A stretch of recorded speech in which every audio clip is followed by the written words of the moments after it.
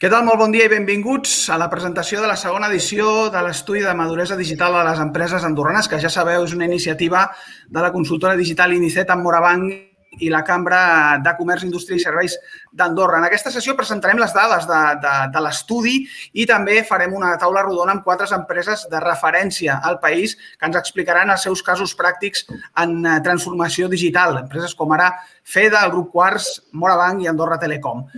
Avui el tema central és la transformació digital. Sabeu que és, evidentment, un tema molt important per a les empreses, també ho és pel país, i en aquest sentit teníem prevista la intervenció del molt il·lustre ministre de Presidència, Economia i Empresa, que finalment per un imprevist d'agenda ha excusat la seva presència, però tenim, evidentment, l'agraïment del compromís que havia adquirit amb nosaltres.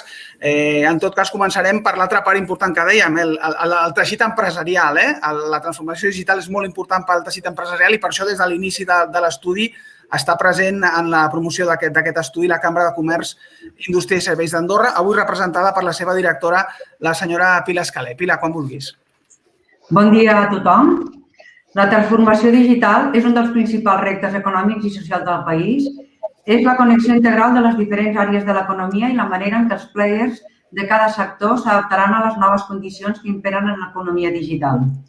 Urgeix un impuls conjunt de les empreses, les entitats, les associacions i l'administració per promoure les reformes necessàries i construir les estructures en les que es basarà el futur digital d'Andorra. Les empreses han d'integrar-se en un ecosistema dinàmic en què per seguir sent competitives han d'aplicar el pensament digital a tots els seus processos, tant interns com externs. En aquest procés de transformació és fonamental que les empreses sàpiguen on es troben i on haurien d'estar per alinear la seva estratègia amb les tendències del sector i del mercat. En aquesta segona edició de l'estudi sobre la maduresa digital de les empreses ens permet mesurar l'índex de maduresa actual i tenir una visió de com evoluciona la transformació digital al país, ja que podem comparar les dades amb els resultats de l'edició del 2018. En el primer informe, les empreses van suspendre la transformació digital amb una nota d'un 2,8 sobre 10 punts i el 81% de les empreses es trobaven en un estadi bàsic de maduresa digital. Aquest any, les empreses fan un avanç amb una nota d'un 3,1 sobre 10, però encara suspenen. Ha d'haver-hi una millora constant en tots els indicadors a escala general. Hem pogut observar que les empreses han adoptat el teletreball en les principals pràctiques per millorar el seu procés cap a la transformació digital, algo que la pandèmia del Covid ha accelerat, però es posa en evidència que encara queda un llarg recorregut per recórrer. Amb aquesta segona enquesta, les entitats que hem promogut tenim la voluntat d'impulsar el coneixement sobre l'evolució de la transformació digital al país. Pensem que l'indicador és fonamental per conèixer la maduresa digital de les empreses andorranes. Saber on estan les companyies i quines capacitats es posseeixen necessita i contribuirà a definir i implementar una estratègia d'èxit.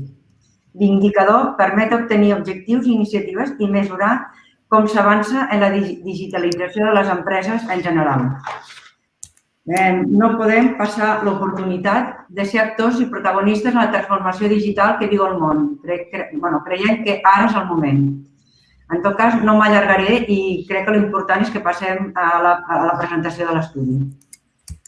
Gràcies, Pilar. Abans de seguir endavant amb els següents ponents, recordar-vos que aquest estudi, evidentment, serà públic un cop fet aquesta presentació, però si teniu alguna pregunta puntual, ja bé sigui durant la presentació de les dades que farà l'Ignasi Martín o bé durant la taula rodona, teniu aquí a la dreta un apartat de preguntes on podeu escriure les vostres preguntes i en la mesura del possible, sigui pel mateix xat o sigui a veu dels protagonistes, les intentarem contestar. Dèiem que aquest estudi és una iniciativa promoguda per 3 parts. Acabem d'escoltar la directora de la Cambra de Comerç, també Morabanc, però la vessant més tècnica, la consultora Inicet, és la que ha armat les característiques tècniques de l'estudi i qui millor que el seu CEO, senyor Salvador Ribes, per posar en context tot aquest estudi abans de la presentació de les dades. Salvador, quan vulguis. Hola, bon dia a tothom. Aquest estudi ha estat possible amb la col·laboració de Morabanc i la Cambra de Comerç d'Andorra, així com el meu company Fernando Ramoneda.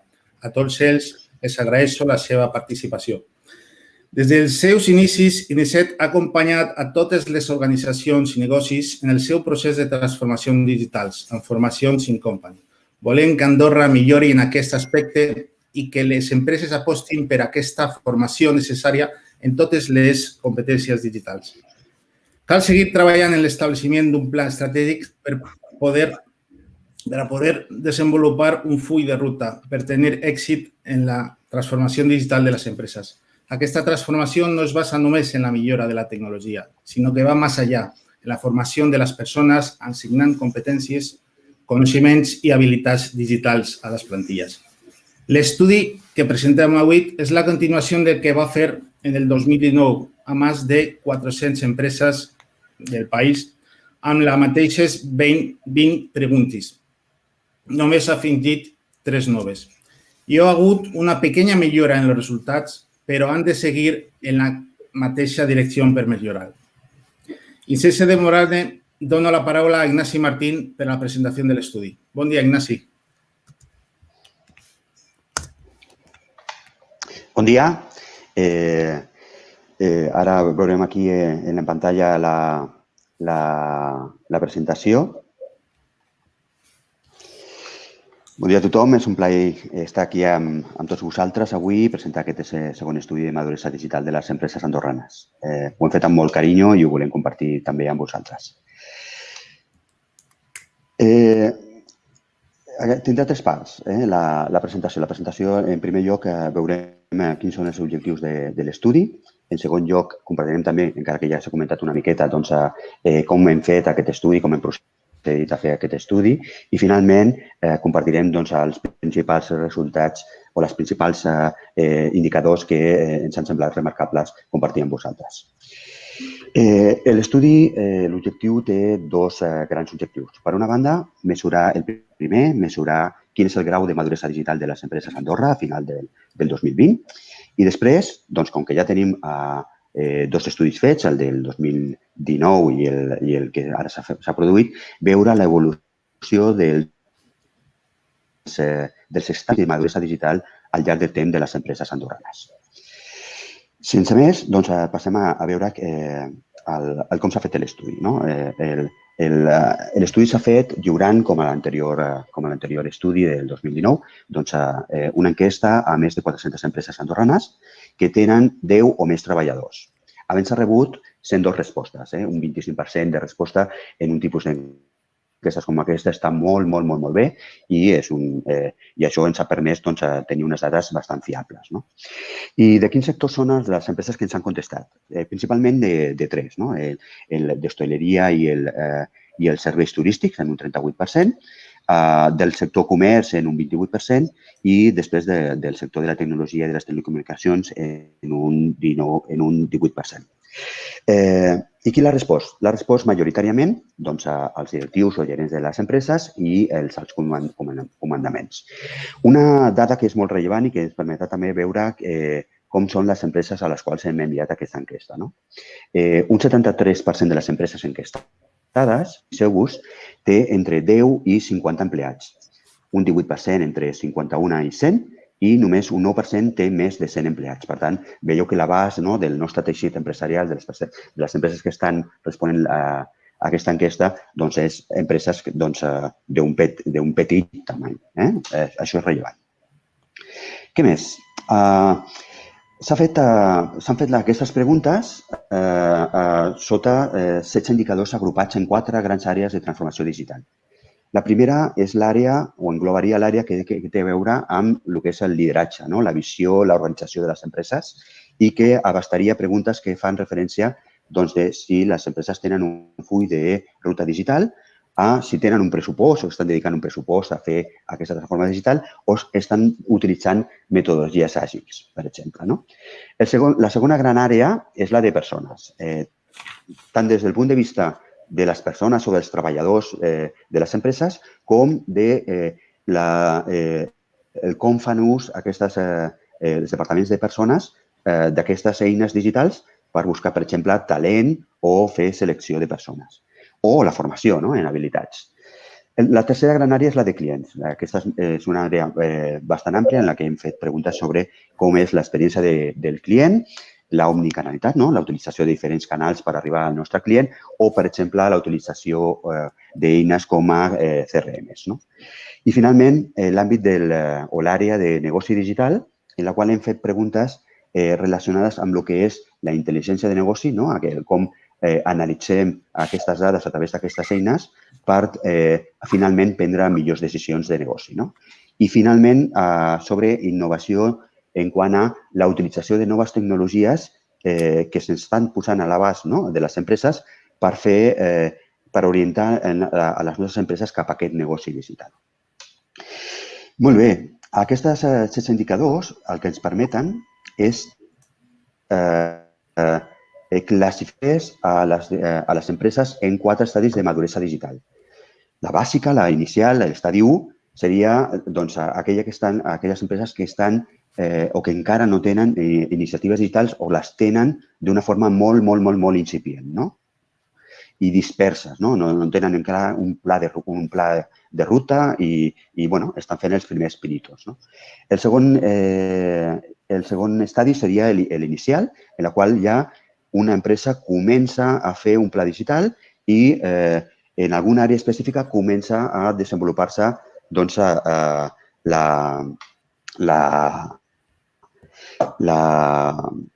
que seria la línia. L'estratègica, veig que ha desaparegut, exacte, crec que havia desaparegut un moment la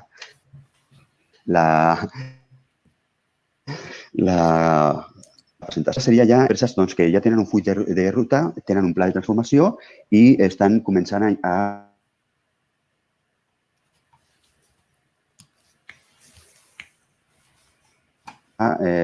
a fer tota aquesta transformació i un pla de transformació digital implantat i que ja estan entrant de forma contundent en el que seria temes de data-driven o de metodologies agils per convertir aquestes empreses en veritables organitzacions obertes i líquides, que se'n diu. Molt bé, doncs passem llavors ja finalment al que serien els resultats de l'estudi. Ja ho ha comentat abans la Pilar. La primera conclusió que podem extraure és que continuem suspenent aquesta assignatura de transformació digital, amb aquest 3,1 sobre 10.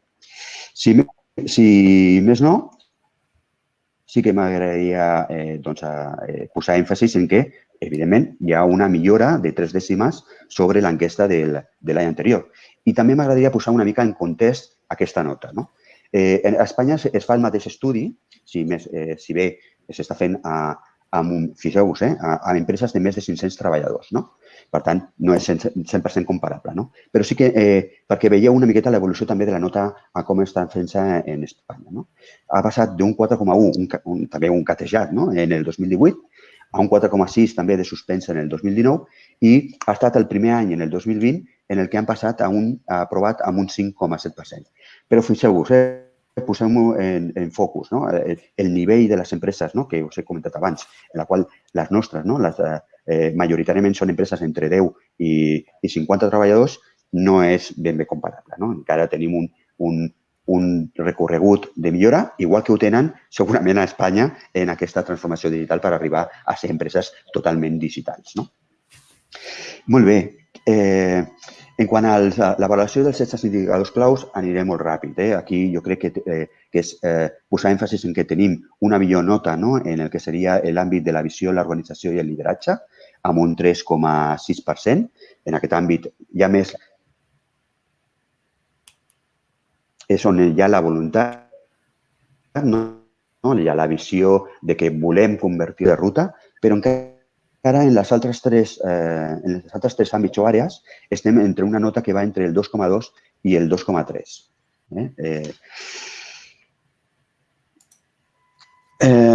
I aquí ara us remarcaré algunes de les idees que han sortit, que després podeu veure en aquest informe que es publicarà, com ha comentat també en Josep Lluís, algunes idees d'aquests 4 àmbits.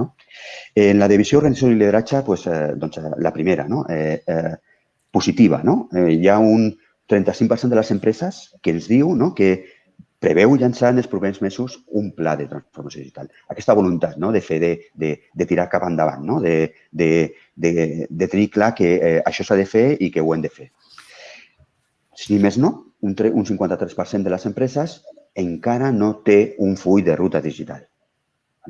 Aquí, doncs, hem d'impulsar-ho, no? Hem de veure que això i fer-nos la idea que això és necessari en les nostres empreses. Fixeu-vos també, una part molt important encara també només té un 10% del seu pressupost dedicat a la transformació digital quan és algo que potser és vital. I fins i tot un 6% encara no té un pressupost assignat. I finalment, una altra idea que també per mi és positiva és que ja hi ha un 20% de les empreses que estan utilitzant metodologies àgils en determinats projectes o s'estan fent passos cap a una organització agile que ens permetrà ser més eficients en aquest món de volatilitat, d'incertesa com és el que tenim avui. A l'àmbit de les persones, també aspectes de millora. El 78% de les empreses ens diuen que encara no tenen projectes de digitalització de la comunicació interna. I fixeu-vos, només un 13% està utilitzant eines digitals per al treball en equip, per al treball col·laboratiu a distància. En quant a l'àmbit dels departaments de persones, també destacaria que només un està utilitzant avui per avui xarxes socials com LinkedIn o altres xarxes per fer la selecció o l'atracció de talent a les empreses. I finalment, l'altre aspecte que m'agradaria remarcar és que encara tenim un recorregut molt important també en tot el que serien la formació en competències digitals per als nostres clients. Diem que encara tenim molt poques persones dintre de la nostra organització que tenen avui aquelles competències necessàries o que nosaltres voldríem en les nostres empreses. Perdó. En quant a l'àmbit de clients, hem fet preguntes sobre el nivell d'adopció de les accions dirigides a la relació digital amb el nostre client. I fixeu-vos que aquest nivell encara és molt destacar, per destacar alguna cosa, doncs hi ha empreses que estan utilitzant un CRM, sí, un 19%. Que fan enquestes de satisfacció, només un 12%. I que mesuren de forma contínua l'experiència del client amb un NPS, amb un Net Promoter Score, un 9%. Fixeu-vos les altres dues, canals de comunicació digital a través d'apps o xarxes socials o les converses personalitzades a través de canals digitals, fixeu-vos que estan només en un 2% o un 1% de les nostres empreses. En quant al grau d'utilització d'aquestes eines, d'aquestes accions, només un 4% de les empreses, un 4%, realitza 4 o més de les anteriors accions. Serien segurament aquelles que són més madures. I un 89%, 89%, només té implantada una d'aquestes accions. Pel que fa a l'estratègia integral de comunicació digital de marca i producte, una estratègia integral aquí fa referència a utilització de mitjans tradicionals per fer publicitat o comunicacions i la utilització també de xarxes socials o de mitjans online, només s'ho està utilitzant d'una forma integral el 21% de les empreses. I en quant a una estratègia digital de ventes, el que serien processos de venda en el qual hi ha una contractació d'un procés des del principi fins al final amb la firma electrònica, per exemple, només un 2% de les nostres empreses. Bé, això ens fa reflexionar, ens fa reflexionar en el que segurament tenim aquí camps i aspectes de millora. Per últim, o per darrera qüestió, tindríem l'àrea del negoci digital. Aquí hem preguntat sobre el nivell d'adopció d'estratègies de negoci digital. Fixeu-vos que el que té molt clar o que tenen molt clar les nostres empreses és la primera, que és la de mobilitat, el de mobilitzar el negoci, el de portar el nostre negoci cap a un smartphone. Un 71% de les nostres empreses estaria dintre d'aquesta línia. I seguida per una estratègia d'un e-commerce, d'una botiga virtual o de posar en marxa un marketplace en un 23%. En quant a altres tecnologies que estan en boga, com serien el tema de la intel·ligència artificial o tecnologies blockchain o posar negocis d'economia col·laborativa, encara estem en uns incipients, estem molt incipients. Fixeu-vos aquí, estan entre un 4% i un 1% només. Altra cosa que també m'ha fet pensar molt, Ostres, només un 90% de les nostres empreses, avui per avui, no està utilitzant ja no eines de Big Data, o eines d'intel·ligència o de Business Intelligence per generar negoci, per conèixer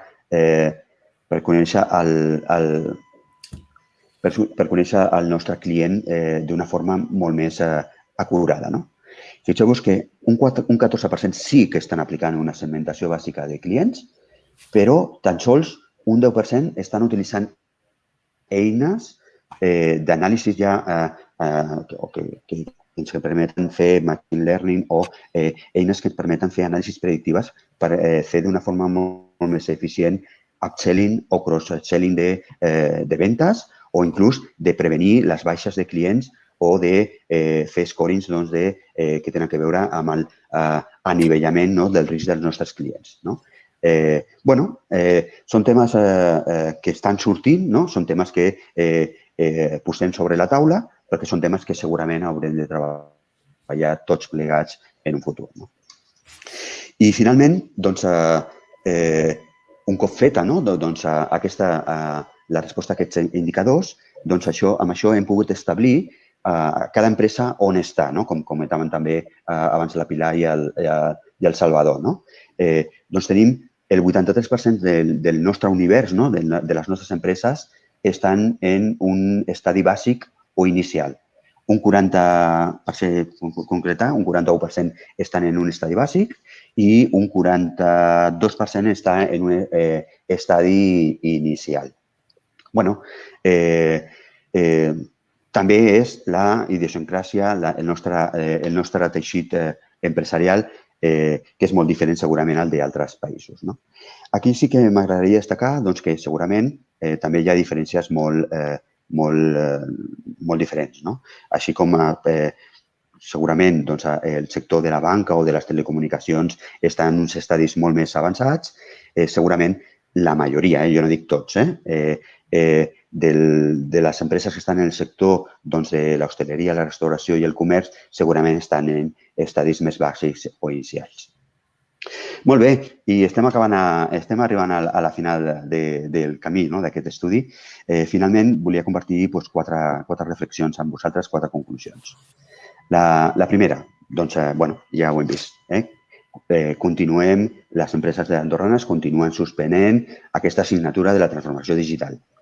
Però, segon missatge, no mirem cap enrere, mirem cap endavant. Hem de ser optimistes i passar a l'acció.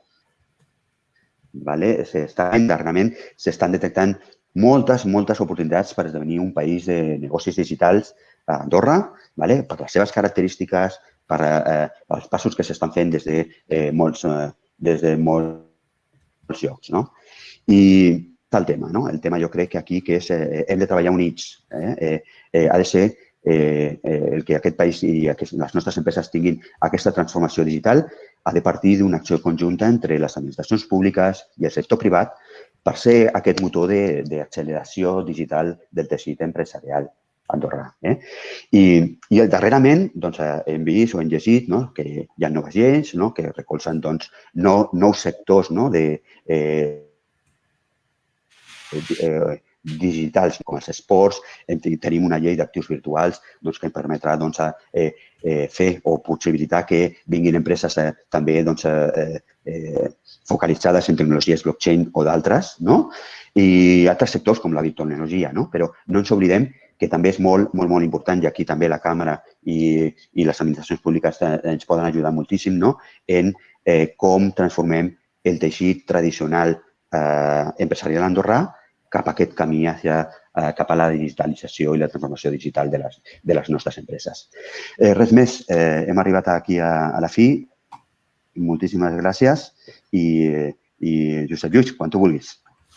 Doncs gràcies, Ignasi. Molt interessant les dades que comentaven i ja ho explicàvem a l'inici de la sessió. Per una banda, volíem exposar i publicar aquesta segona edició de l'informe de maduresa digital de les empreses andorranes i per l'altra també teníem aquest segon bloc on 4 empreses de les que comentava el Nacho, que per recursos, per sector, per possibilitats, podrien ser empreses que lideren, que són referència en la transformació digital, ens expliquessin els seus casos pràctics, perquè ja sabem tots que amb aquestes coses la veritat és que els exemples reals són els que a vegades ens ajuden més a imaginar com podem avançar en diferents camps.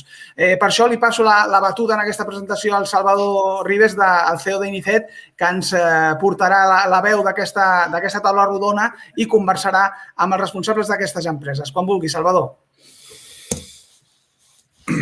Ahora tengo el placer de poder presentar a 4 ponents de primer nivell del món empresarial d'Andorra. Cada un d'ells parlarà de forma pràctica i com afecta a la seva empresa sobre els 4 indicadors de l'estudi, com ha dit Ignasi. Visió, organització i lideratge, persones, clients i negoci digital. La primera persona és Albert Moles, director general de FEDA, que ens parlarà sobre lideratge i gestió. Bon dia, Albert. Bon dia, Salvador. FEDA és una empresa andorrana amb capital 100% públic carregada de la importació i generació d'electricitat i de subministrament elèctric del país. És el principal motor energètic del país i durant la Covid ha hagut de millorar la seva gestió per adaptar a les noves demandes. Durant la Covid, el manteniment de la tota xarxa elèctrica ha hagut de seguir sense parar. FEDA té actualment més de 50% dels seus comptadors amb lectura en línia. Albert, com ha estat aquesta gestió entre els seus empleats i els seus clients? Havent de seguir donant servei in situ, quins canvis ha tingut la seva organització i com ho ha pogut afrontar? Sí, bon dia a totes i tots i moltes gràcies als organitzadors per la possibilitat de participar en aquest debat. I sí, com tu dius, Salvador, al final, al mes de març de l'any passat vam entrar en una fase molt diferent, que tothom havia d'estar tancat bàsicament per temes sanitaris i aquí el repte que vam tenir a FEDA, evidentment, era de mantenir el servei perquè no es podien permetre ni que fallés l'operativa diària ni que fallés o que no poguéssim resoldre possibles problemes i averies una mica amb tots els nivells. Amb la qual cosa, el que tu dius, teletreball, etcètera, coses que ens han facilitat molt la vida, com la part de comptadors que teníem ja a lectura a distància digitalitzat, però al final jo diria que estàvem a mig camí, amb la qual cosa vam optar per prioritzar les activitats de la gent, per focalitzar les persones en tasques indispensables del dia a dia, però també tenir la capacitat de respondre a possibles averies i això volia dir tenir grups bombolla preparats a resoldre temes que algun van anar sortint, que és inevitable. I tot això, a més lligat amb uns canvis d'hàbits de consum de la gent, de que la gent a casa gastava una mica més d'energia que habitualment, de que botigues, comerços, hotels passaven d'un històric de consum en funció dels mesos i dels dies de la setmana a algo molt diferent, uns totalment tancats, altres amb part oberts o amb horaris d'obertura diferents. Amb la qual cosa, tota la part que no tenim digitalitzada, vam optar també per protegir una mica el negoci, per fer estimacions amb eines que ja teníem, però evidentment tot el comportament d'aquests històrics era molt diferent. Això ens va causar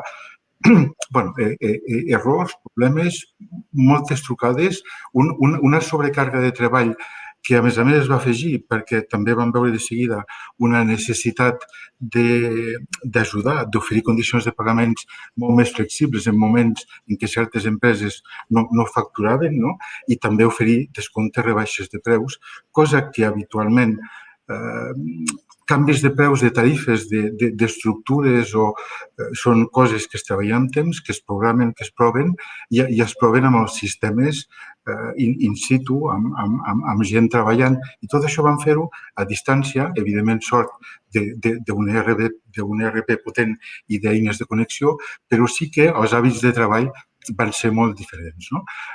Aviam, jo una mica el que deia Salvador, jo crec que aquí hi ha sobretot un canvi de manera de treballar de les persones amb horaris,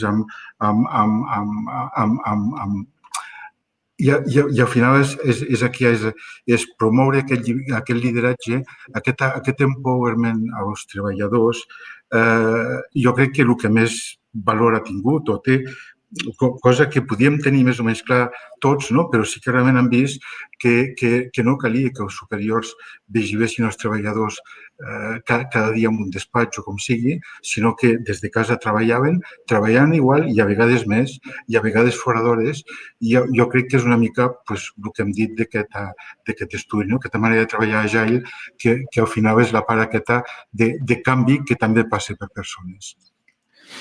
Gràcies. Albert, han hagut de canviar el model de ruta digital ja establert i quins canvis ha notat des de llavors fins ara? Bueno, el full de ruta digital que teníem, o el full de ruta global, al final, que per nosaltres va molt lligat, perquè sí que és veritat que el sector energètic està vivint, o estava ja vivint, però ara encara més, una transformació molt gran amb renovables, i això vol dir de passar d'unes fonts d'energia que et garanteixen la producció perquè són estocables i gestionables amb unes fonts d'energia com és el vent, el sol o l'aigua, que no té la mateixa flexibilitat. Amb la qual cosa, aquí hi ha dues maneres d'actuar i estem amb les dues maneres. Per una banda, invertir en una cartera d'actius que permetin gestionar tot això, no tot solar, no tot eòlic, no tot hidràulic, sinó provar de diversificar una mica les produccions tant a dins com a fora per quadrar el màxim de la demanda, però malgrat això tenim molt clar que el futur passa per la visió global, per la visió sistèmica i una visió de gestió global de la informació i de digitalització. I aquí, quan parlem de digitalització, estem parlant no tant de digitalitzar el que fem, que una mica també, sinó sobretot digitalitzar un negoci de futur que serà molt diferent. I aquí sí que el Covid ens ha fet reflexionar, ens ha fet accelerar i ens ha fet, jo diria, tenir una visió molt més de mobilitat, molt més d'eines cloud, que segurament fa 2 anys no teníem. Ok. I quins canvis en el model de negoci de la companyia hi ha habido? ¿Cree que FEDA és una empresa agile? Bueno, l'empresa Agile, jo diria que sí que el que vam veure és el que et deia abans, no? La part aquesta de confiança, de veure que realment... És a dir, així és com avui en dia moltes empreses ja tenen l'hàbit de treballar sense contacte directe amb el client.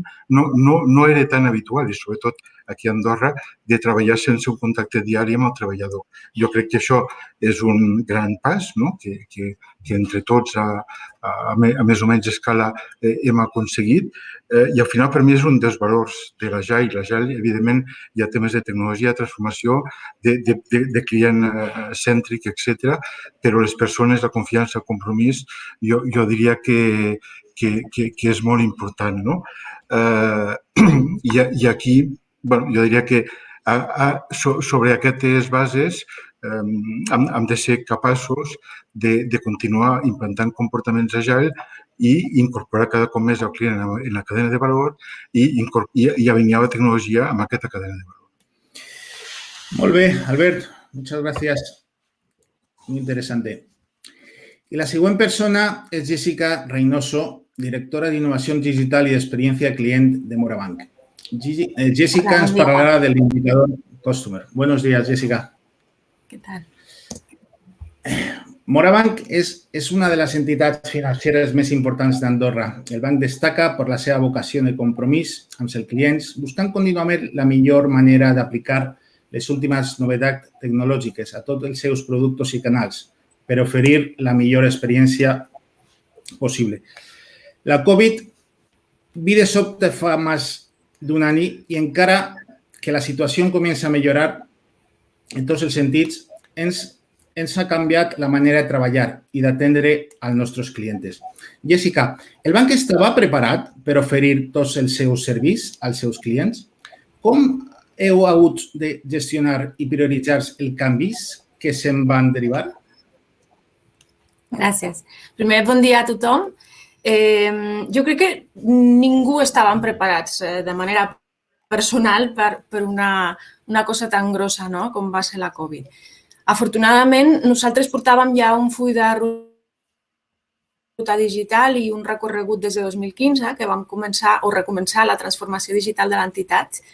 I llavors moltes d'aquestes coses a distància, no presencials, aprofitant la tecnologia, estaven ja implementades i ben rodades.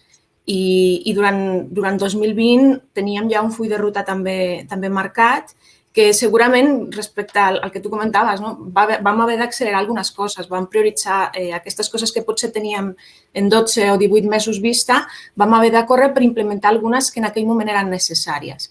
Però, en general, tecnològicament estàvem preparats. Els nostres equips estaven acostumats a treballar amb certes eines que ens van permetre, al final, adaptant coses a tenir a cadascú a casa i també poder oferir als nostres clients, que així com amb l'electricitat, també la banca és un tema molt important, no es pot aturar. Vam fer als clients les seves gestions a distància i amb petites adaptacions aconseguir que les coses no s'aturessin i que poguéssim respondre a les necessitats que tenia la gent en aquell moment. Aquí el principal canvi potser va ser una estesa comunicació, que si bé les eines tecnològiques ja estaven a punt, hi havia molts clients que per qualsevol cosa no s'havien incorporat o no estaven treballant d'aquesta manera. Llavors va ser estar al costat i dir, tranquil, tenim eines per tot, podem fer-ho tot i si necessites ajuda estarem allí. Es va fer una campanya de comunicació, vam fer una pàgina web i sobretot vam estar al costat dels nostres companys que estan de cara al client perquè poguessin també ells estar preparats i acompanyar i ajudar els clients quan més ho necessitaven en l'utilització d'aquestes eines. I quina reacció han tingut els seus clients a la forma de treballar a través de la innovació tecnològica? Quina diferència ha detectat entre la forma tradicional de treballar i la que ha sorgit després de la Covid? Sí, a veure, potser una de les diferències més grans és que han augmentat les ratis d'adopció de les eines tecnològiques per la gestió de la banca. Jo crec que això és una cosa que s'ha comentat en el sector, no només en aquest país, sinó a tot el món i segurament no només en aquest sector.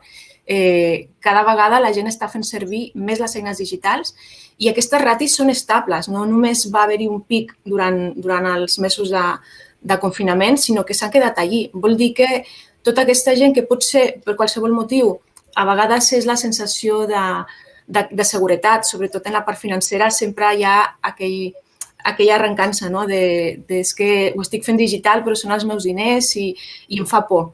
Per això les entitats estem preparades amb mecanismes de seguretat, però sempre queda en certs usuaris o certs clients aquella sensació de que no és del tot segur. Llavors ara, després de veure això, després d'haver-ho fet, s'adonen que realment la tecnologia està allí per ajudar, que fa les coses fàcils, que és segura i l'han deixat com a part de la seva vida. Hi ha molts clients que ara són digitals, que no ho eren i que continuen sent. Aquesta és una part important, però sobretot la reacció més important és a nivell de les persones. I no parlo només del client extern, sinó també del client intern. Com deia l'Albert, això ha sigut un treball d'equip en tot el país, en general, en tot el món, i sense les persones de fora i les de dins no ho haguéssim pogut fer cap empresa, cap persona tampoc. Vale. Tenemos una pregunta pero para vosotros del Morabanc, pero lo haremos al final de la presentación de los ponentes. Jessica, vosaltres treballeu amb metodologies Agile i Design Thinking. Què penseu que aporten aquest tipus d'esquemes de treball, el mindset, als projectes? Són metodologies molt enriquidores. El projecte, per exemple, de Morabanc Digital va néixer sent client-centric. És a dir, poses el client al centre, no és un usuari, no és un consumidor, és una persona. I aquella persona comences a connectar les seves necessitats i comences a veure què li fa falta, com pots ajudar, en quina part de tota la seva cadena diària formes part i de quina manera pots aportar valor. Això és, jo crec, i personalment defenso la manera de treballar amb la persona en el centre, amb el client al centre, i això després porta beneficis per tot arreu. Qualsevol procés que tu dissenyes no està centrat en tu, en l'entitat, no està centrat en el teu procés, sinó en la persona per a qui està dedicat. Llavors, això fa que després les adopcions d'aquests processos siguin més fàcils, les adaptacions, sobretot si treballes en metodologies que fan participar també a la gent, que són de cocreació. Això permet optimitzar recursos, fer més fàcils també els prototips, les proves, qualsevol tipus d'iteració o de tirar enrere que hagis de fer per redissenyar les coses. Si des del començament has pensat en el destinatari d'això i si ha participat en aquest disseny, aporta moltíssim, tot és molt més fàcil. A més, el tema de design thinking és important perquè treballa des de l'empatia. Llavors, si tu estàs combinant dissenys que estan centrats en el client final, en la persona que és aquell client, i a més, estàs afegint metodologies de resolució d'aquests problemes, aquest mindset que comentaves, que treballen des de l'empatia, des de les emocions, que estan intentant entendre quines necessitats té aquella persona que ve amb tu. I si, a més, això ho incorpores amb metodologies agile de treball, on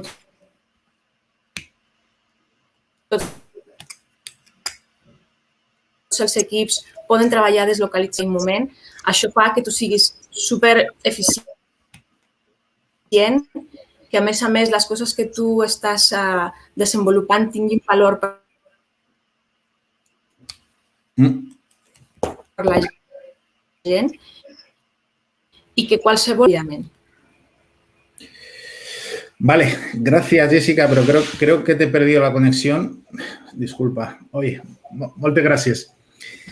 Ok, nuestra siguiente ponente es parlarà sobre Employer. Cristina Palmich Ávila és conseller delegada de Quartz Groups. Bon dia, Cristina. Bon dia a tothom. Bon dia. L'empresa es dedica a la venta al detall de complements de moda y luxe, principalmente relojes, joyería, bisutería, óptica y zapates. Perdón. La xarxa de botiques la componen 13 establiments en Andorra. Durant tots aquests mesos de pandèmia, tots els negocis han sofert importants transformacions. Cristina, quins canvis ha tingut la seva empresa i com els seus empleats s'han vist afectats? I les noves competències digitals? Bon dia a tothom. Primer de tot, felicitats per l'estudi, perquè, algo que ja sabem tothom, que podem intuir que encara tenim molt recorregut amb el tema digital, està bé poder-ho contrastar amb dades i veure que realment tenim feina per fer, sobretot les empreses. Llavors, amb el que em preguntaves ara, sí, evidentment, el nostre model de negoci està bàsicament centrat en el que és un comerç destinat al turisme. Les nostres botigues estan ubicades a l'eix central, el que es coneix com el shopping mall i al pas de la casa, i fa que estiguem dimensionats a tot el que és una entrada de 8 milions de turistes que va passar amb la pandèmia. Encara que no tanquéssim les fronteres, de facto ens vam quedar aïllats i vam haver de tancar tots els negocis completament. En la nostra part de personal destinat a botigues, el canvi principal van ser que van estar tots incorporats a ERTOs amb la seva totalitat, i després tot el que és el personal de back office, administració, recursos humans, etc.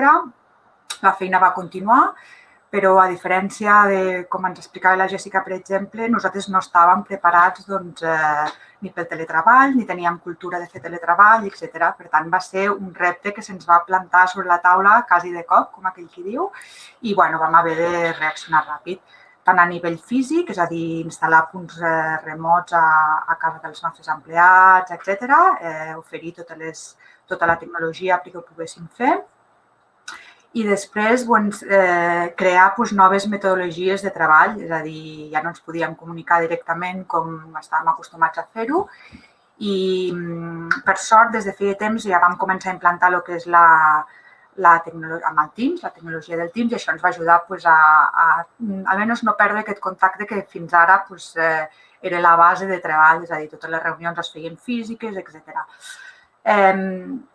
Contràriament a el que ens pensàvem, el treballar d'aquesta manera ha sigut una cosa que hem mantingut després, és a dir, quan ja hem pogut tornar després del confinament a veure'ns presencialment, moltes reunions es continuen fent a través de Teams perquè hem sabut veure el punt de confort i d'ajuda que també suposa totes aquestes eines tecnològiques a nivell de temps, a nivell de comoditat, acotar les reunions amb el temps que cal, sense expandir-nos més ni menys.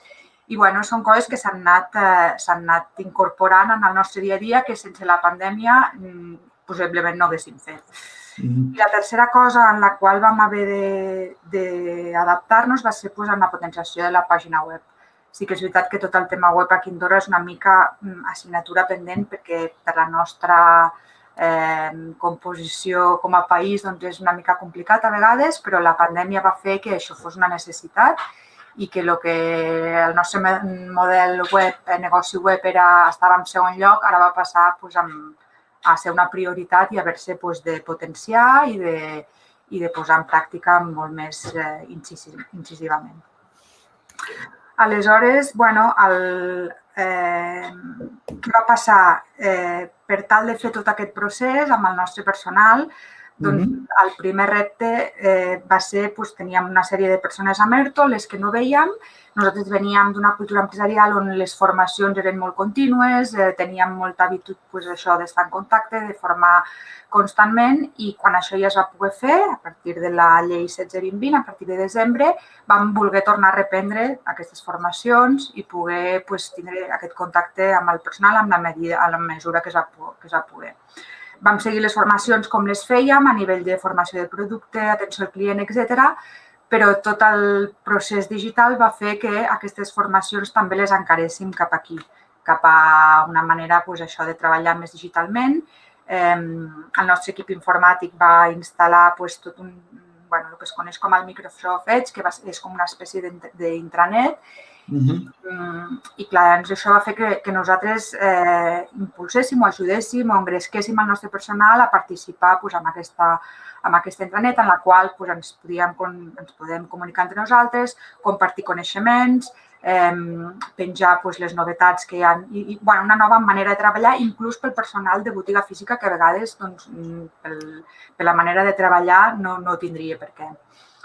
L'altre punt important que des de feia temps ja ho treballàvem és totes les eines de business intelligence. Amb la pandèmia s'ha potenciat l'ús d'aquestes perquè ens donen una sèrie d'informació i una sèrie de dades que ens ajuden a treballar molt més amb objectius. Tot aquest tipus d'informació i de forma de treballar també l'hem volgut estendre a tots els nostres treballadors perquè poguessin aprendre com funciona i perquè poguessin relacionar els seus objectius de treball amb les dades que aquestes eines ens ofereixen.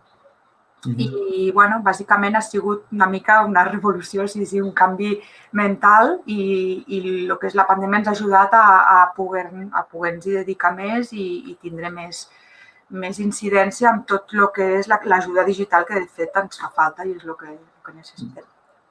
Vale, aunque ya se ha hablado en la pregunta anterior, ¿han posat en marxa programes de formació per als seus empleats per poder dur a terme aquesta transformació digital? O ha contratat nous professionals digital per dur-les a terme?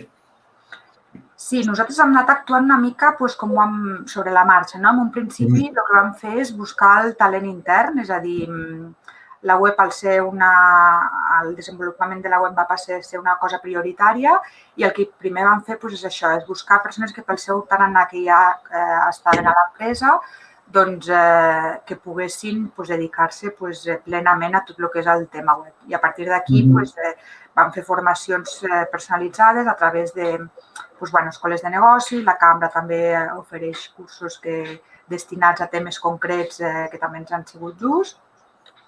I després a nivell directiu, etc., hem estat també al programa Grup d'Actua, que també ha estat molt especialitzat en aquest tema.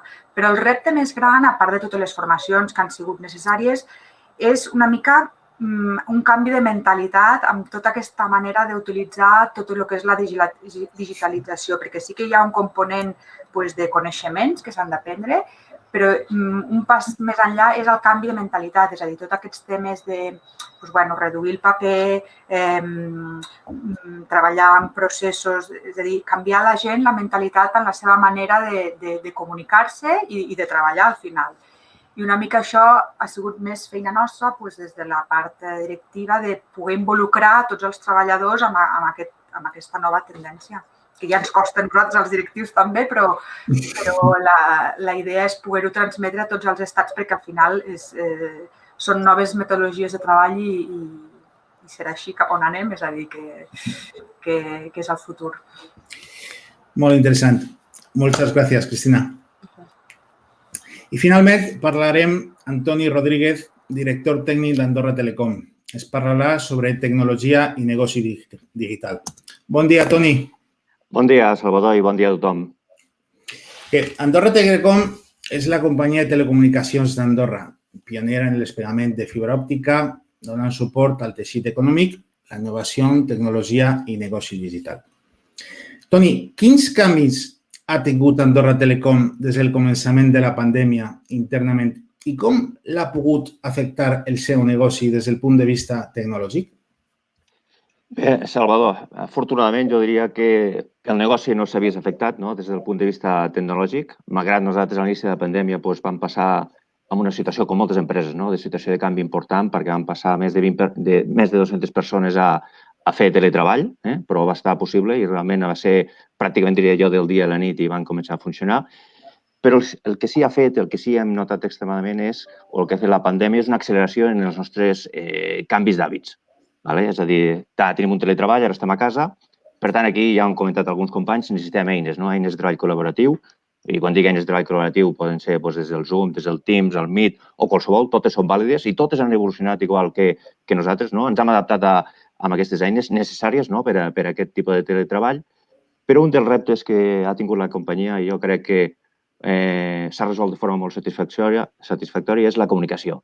Passem a teletreballar i quan teletreballem tenim unes eines de treball col·laboratiu, ens veiem amb els que estem treballant, treballem de forma normal, però al no estar a l'oficina moltes persones no les veus. Llavors aquí el que hem vist és dues transformacions. Una, que nosaltres que ja teníem, per exemple, reunions periòdiques que les feien, per exemple, un cop cada setmana, un cop cada 15 dies, que eren reunions més llargues, aquestes han anat desapareixent i han anat apareixent reunions diàries. Ens han transformat en reunions curtes diàries, que són molt més efectives, o el que fem és una comunicació cada dia amb les persones que tenim contacte. Això ha funcionat extremadament bé i després jo penso que hem introduït una cosa molt bona per a la companyia, que ha tingut una valoració molt positiva, i és que un cop al mes també hi ha una comunicació del nostre director general cap a tots els empleats, on el director general expressa aquells temes que són d'interès, que poden ser d'interès per tots els empleats, però també hi ha la possibilitat de fer preguntes, no en aquella mateixa sessió, sinó que es poden anticipar i es dona resposta. I això jo crec que ha tingut una rebuda extremadament satisfactòria per totes les persones que treballen a Andorra Telecom. Molt bé. El Covid ha portat a Andorra Telecom una sèrie de canvis tecnològics, com l'automatització de les tasques i la ciberseguretat. Toni, és important tenir un sistema de resposta segur? Què ha implicat internament aquest tipus de canvi? Acceptació dels empleats de l'organització? Sí, en relació al que comentava anteriorment. Evidentment, aquí s'ha accelerat molts canvis. Des del tema del teletreball, utilitzar aquestes eines de treball col·laboratiu, clar, i te'n dones compte que tampoc necessites més. Per exemple, clar, estem a casa, treballem amb aquestes eines, però, per exemple, també tenim documents que requereixen signatura. Clar, aquí també abans, ja també inclús de la pandèmia, teníem tot el que dèiem el portasignatures digital, que ja l'estem utilitzant algunes persones. El que he fet tot aquest any ha sigut transformar, accelerar tot això, de forma que el que és l'ús dels certificats electrònics i la signatura digital dels documents s'ha extès per la major part de la companyia. I la veritat és que són canvis culturals, no? Perquè estàs acostumat a la signatura en paper, això va desapareixent i aquí vas cap a la signatura dels documents electrònics i això és molt més fàcil d'utilitzar que d'explicar. I la veritat és que jo crec que avui en dia una gran quantitat de les persones, per no dir totes les que requereixen signar documents, ja ho estan fent de forma electrònica. Comentaves la seguretat. La seguretat és un altre aspecte important per la nostra companyia i per totes les companyies. I més quan estàs en aquest món digital i més quan estàs utilitzant ja totes les eines de forma digital, que estàs ja hiperconnectat. Per tant, també el tema dels atacs o qualsevol tipus d'atacs es van sofisticant i cada vegada són més i de formes més diferents. Jo sempre dic que a Andorra Telecom hi ha una cultura de seguretat de fa molts anys. Sempre ja es va crear tot un departament de seguretat, ens va impulsar tot un pla director de seguretat, mantenim al dia totes les certificacions de seguretat i fem sessions de conscienciació anuals a tots els empleats de la seguretat, perquè la seguretat canvia. Les formes que tenim de rebre qualsevol tipus d'atac canvien. Doncs estem preparant sempre constantment perquè sabem reaccionar de forma correcta davant de qualsevol possible atac. Comentaves també l'automatització. L'automatització també és una altra part molt important. La companyia ja abans també de la pandèmia va començar a automatitzar tasques repetitives. I aquí faré un petit incís perquè moltes vegades parlant d'automatització i jo crec que algunes persones potser que no entenen de què estem parlant. Aquí l'automatització, jo sempre per simplificar-la, la diria que imaginem una persona que fa una tasca diària repetitiva, que es connecta amb una web, es connecta entre un espai privat, d'aquell espai privat recupera un document, baixa aquell document, realitza unes tasques, tant. Molt bé, doncs això es pot automatitzar. Es pot automatitzar a través del que diem un robot, i un robot també hem d'entendre com un software, i el que fas és programar aquest robot perquè aquesta tasca repetitiva la pugui fer, la faci ell. De forma que si ara jo em anés a mirar aquell ordenador, no veuria una persona, però veuria que el robot fa exactament el mateix que la persona. Obre la web, es connecta amb un espai, baixa el document i fa les accions sobre el document pertinents.